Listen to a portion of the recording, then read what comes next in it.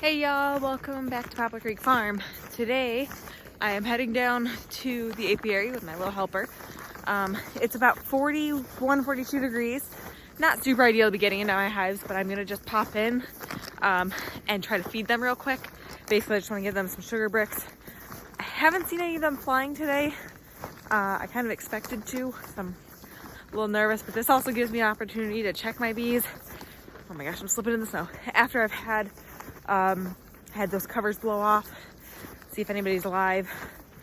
Like I said, I don't see anybody flying today, which just surprises me a bit. I did attempt to do a listen with a stethoscope because I've heard that you can do that and you should be able to hear them buzzing. And I mean, I'm a nurse, so I'm pretty used to listening through a stethoscope. But I couldn't really tell 100% if I was hearing buzzing or if I wasn't. I heard stuff in some of the hives. There's one hive that I didn't hear anything. So maybe I just have one hive that died? I don't know. I don't totally trust it. So I was kind of desperate though. I'm like, I want to get into them, but it was too much earlier in the day to like really get into them. It would have been too cold. So all I'm going to do is I'm going to get my smoker going because I've made the mistake in the past of not having my smoker going and also not suiting up and opening these and then getting stung quite a few times. Like I got stung like 5 times one time.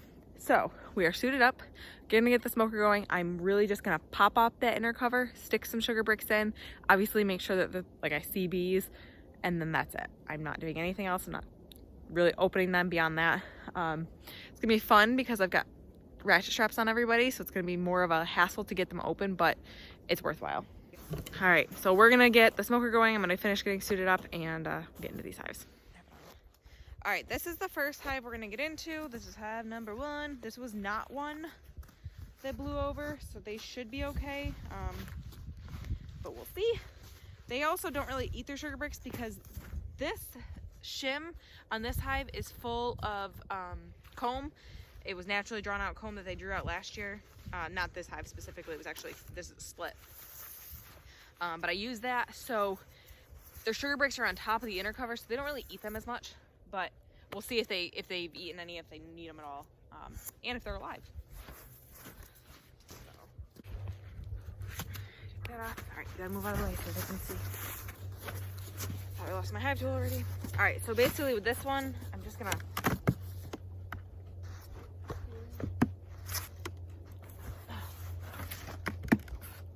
Why are you doing that?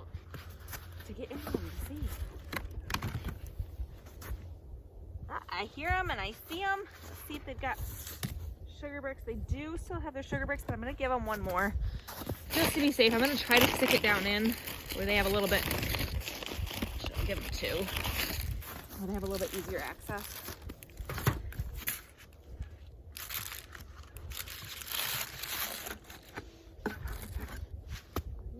Just kidding, I can't. Oops, sorry, ladies. Let me stick you up on the inner cover then.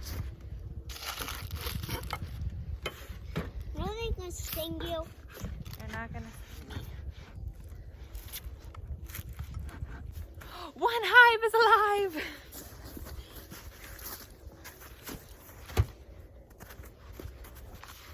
Hold on, let me get this done first.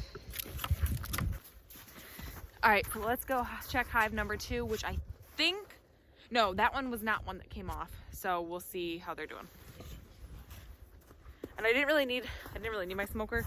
I might with these ones because I actually have to get inside of them a little bit more with these ones.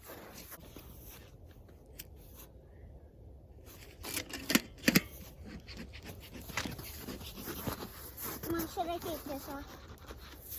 Yeah. I'll... I don't need those on anyways. I don't really need the bungee cords. I'll get out. And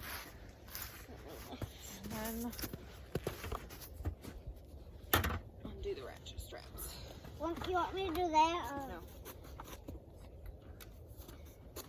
Which one has the most honey? You don't have, well, they have honey in it, but inside, we're not worried about the honey, Callie. All right, So with this one, the sugar bricks do go inside the shim. So all I have to do is pop this inner cover and the quilt box off, and stick them in really quick. Again, it's warm enough that like they're not gonna die being out here for a few minutes, but it's not ideal to keep them out here. So keep them exposed for long periods of time. All right, so I've got live bees here too. Woohoo! Give them, they've definitely gone through their sugar bricks, so I'm gonna give them 3. Why you put it on top of them? Because then they'll eat it. And that's it. So I put the sugar bricks right inside the shim, right on top of the cluster of bees, so they'll go ahead and eat. And we'll put this one back up, and we'll do the rest of them.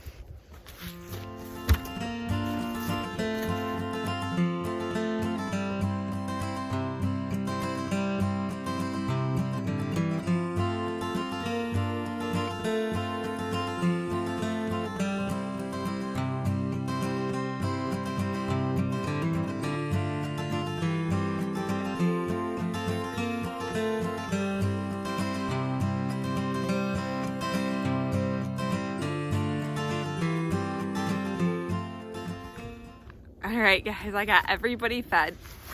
And such exciting news. Now it's only February 2nd, so there's still time that they could die, that I could lose hives. But at this point, they're well fed. I fed them lots of sugar bricks, and I only lost 1 hive. That is amazing, considering 4 of my hives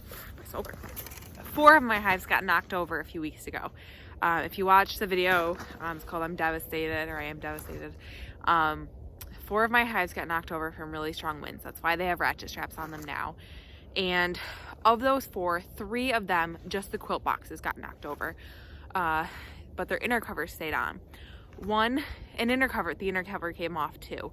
So they were really exposed, and that's the one that died. I'm not surprised that that's the one that did die out of them. I really expected though to lose all 4 of them. So I'm happy that only 1 died. That leaves me with 7 hives. My goal was to try to get to 20 this summer. Probably not going to happen, but 14, 15, maybe even 16 is pretty realistic. So that hive that is dead, I will clean out in early spring, and just use those frames for future bees. Because I know their cause of death, I can use them knowing that it wasn't like an infestation of something. I'm not going to be concerned that it was mites and that there's possible mites still in there. I'm not worried about that. I am well aware of the cause of death. Smoker doesn't want to go out now. Didn't want to start. No, doesn't want to go out. We use lots of smoke on that last hive because they are berserk. Always have been. They're my mean hive. I've always called them that. They're still mean. They're still crazy. I'm probably going to try to find the queen this spring and squish her, because it's just bad genetics. But anyways, so I could definitely split into 15 or 16 hives. Using that one that died, using those frames allows for a lot quicker rebounding of a split because they've already got drawn out frame.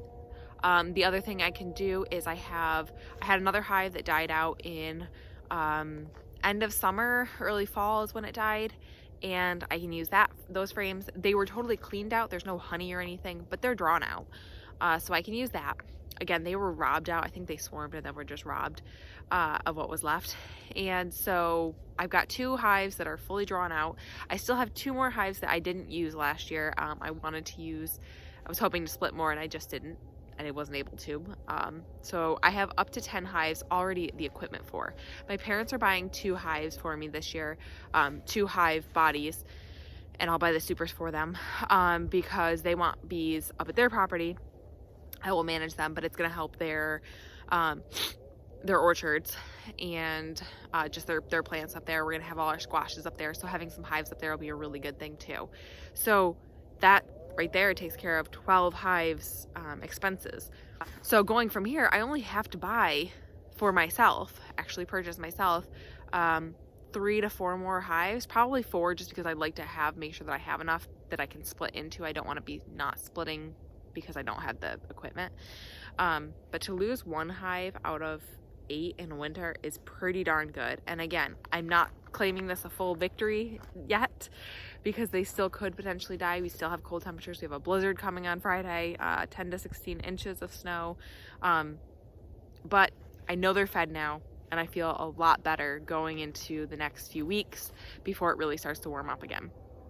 Once it does start to warm up again, I will come out here, I will feed again, because I do think it's very important to consistently feed when you want to build up your hives. Again, I'm building up to split them. I want to get up to, 15, 16 hives. So I want to make sure that they are strong. I will feed sugar bricks again, but I will also start feeding probably end of February, depending on temperatures. End of February is when I started feeding last year. I'm gonna start feeding pollen patties again. I really wanna get that brood, start to really start having those queens rear their brood. Lay eggs, lots of eggs laying, lots of brood being brought up, because I want my hives going into spring extremely strong so that I can split.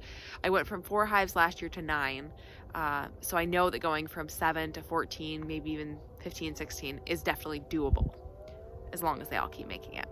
So I'm over the moon that they survived. I'm over the moon that I only lost one. I cannot believe it. I'm honestly shocked. So yay! Thank you guys so much for hanging out with me today on this such a brighter beekeeping video than my last. Remember, we're growing today for a better tomorrow. Please like and subscribe and join me on the next one.